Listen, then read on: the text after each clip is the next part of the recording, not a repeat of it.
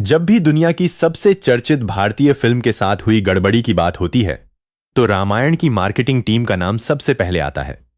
हर किसी को उनसे सीखना चाहिए। फिल्में जनता के लिए बनती हैं, फिर भी ट्रेलर जनता के अलावा बाकी सबको दिखाया गया, और बदले में उन अंदरूनी लोगों ने क्या किया?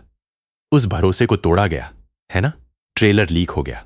क्या आपने कभी सुना है कि किसी एक फिल्म का ट्रेलर बार बार लीक हुआ हो, और वो भी दुनिया के अलग अलग कोनों से? रामायण ने शायद कभी ऐसा रिकॉर्ड बनाने का इरादा भी नहीं किया होगा। मुझे बेवकूफ बनाने की कोशिश न करें। अगर आपकी आंखें हैं और आप दिन रात सोशल मीडिया का इस्तेमाल करते हैं, तो मुझे यकीन नहीं होता कि आपने रामायण का लीक हुआ ट्रेलर कम से कम एक बार भी नहीं देखा होगा। आप तारीखों की घोषणा करने के बाद उन्हें बदलते रहते हैं, जबकि हम 8 या 9 दिनों से बड़े पर्दे पर अपना इतिहास देखने का इंतजार कर रहे हैं। जिन लोगों पर आपने भरोसा किया और उन्हें भरोसे में लेकर ट्रेलर दिखाया, वे ही आपके बीच छिपे हुए गद्दार निकले। आम जनता ने यह ट्रेलर लीक नहीं किया था। आपने इतने पसंदीदा एक्टर्स को एक साथ लाया है, लेकिन आप उनके चेहरे हमसे छिपा कर रखते हैं। यह एक बात है, यह सच में गलत है। किसने सोचा होगा कि यश को इस तरह पेश किया जा सकता है? देवलोक, पृथ्वीलोक, पाताल लोक, तीनों लोकों में बस एक ही राज होगा, रावण का राज। हो सकता है कि यह ऐसे लिखा हो, लेकिन स्क्रीन पर यह बिल्कुल वैसा ही दिखेगा। यह कहने की जरूरत नहीं है कि यश के रावण की स्क्रीन प्रेजेंस ऐसी है जैसी किसी और भारतीय एक्टर की नहीं है। ट्रेलर में अलग अलग टाइमलाइन में यश के जबरदस्त एक्शन सीन शानदार हैं। चाहे आमने सामने की लड़ाई हो, तलवारबाजी हो, उनकी नजर हो या उनके शब्द, यह आदमी आग उगल रहा है। जिस व्यक्ति ने यश के रावण का कॉस्ट्यूम डिजाइन किया है, उसे भी श्रेय मिलना चाहिए।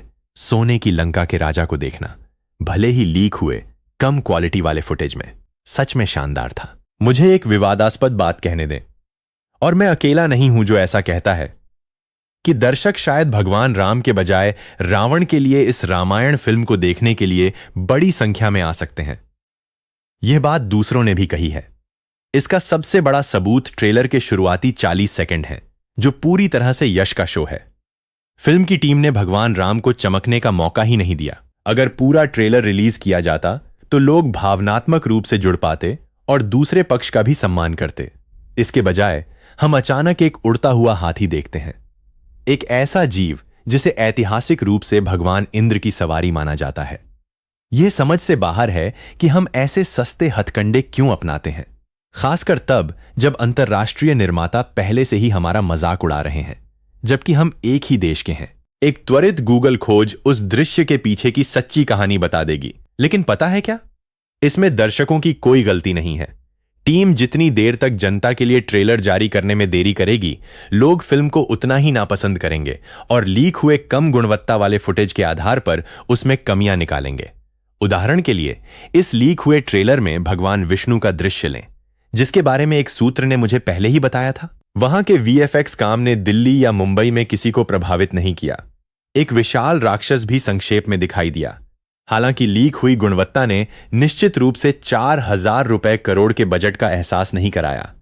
कुछ लोगों ने इस धुंधले, अधूरे फुटेज के आधार पर भगवान राम के रूप में रणबीर कपूर की कास्टिंग की आलोचना करने का मौका भी लपक लिया। वे खुले तौर पर कह रहे हैं कि ये भाव भगवान राम के बिल्कुल अनुकूल नहीं है। रणबीर में अरुण गोविल का आभा मंडल नहीं है और वे किसी देवता के बजाय संजू जैसे अधिक दिखते हैं। देखिए, अगर टीम ने सिर्फ 1 मिनट की क्लिप के बजाय समय पर पूरा 4 मिनट का ट्रेलर जारी किया होता, तो लोग निश्चित रूप से रणबीर का बचाव करने के लिए आगे आते और प्रतिक्रिया इतनी तीव्र नहीं होती। हालांकि इस खंडित ट्रेलर के बारे में एक निर्विवाद सत्य यह है कि यश ने रावण की भूमिका में रणबीर कपूर को पूरी तरह से पीछे छोड़ दिया है। ट्रेलर में जो दिखाई दे रहा है, उसके आधार पर ऐसा लगता है कि रामायण पूरी तरह से यश की स्टार पावर पर निर्भर है।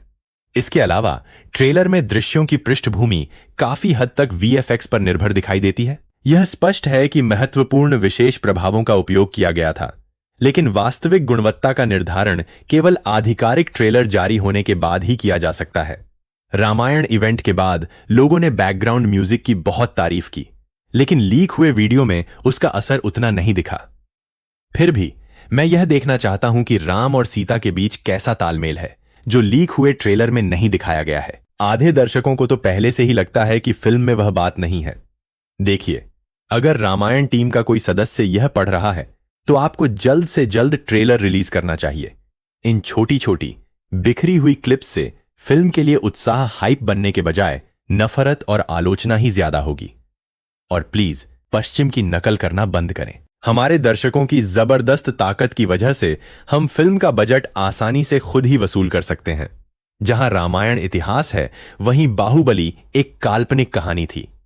भारत पहले स्थान पर रहा, उसके बाद रामायण और यश रहे, और रणबीर दूसरे स्थान पर आए। यह मैं नहीं कह रहा, बल्कि लीक हुआ ट्रेलर कह रहा है। इस बारे में आपकी क्या राय है? कृपया कमेंट्स में बताएं। अपना ख्याल रखें। Bye bye. जय श्री राम।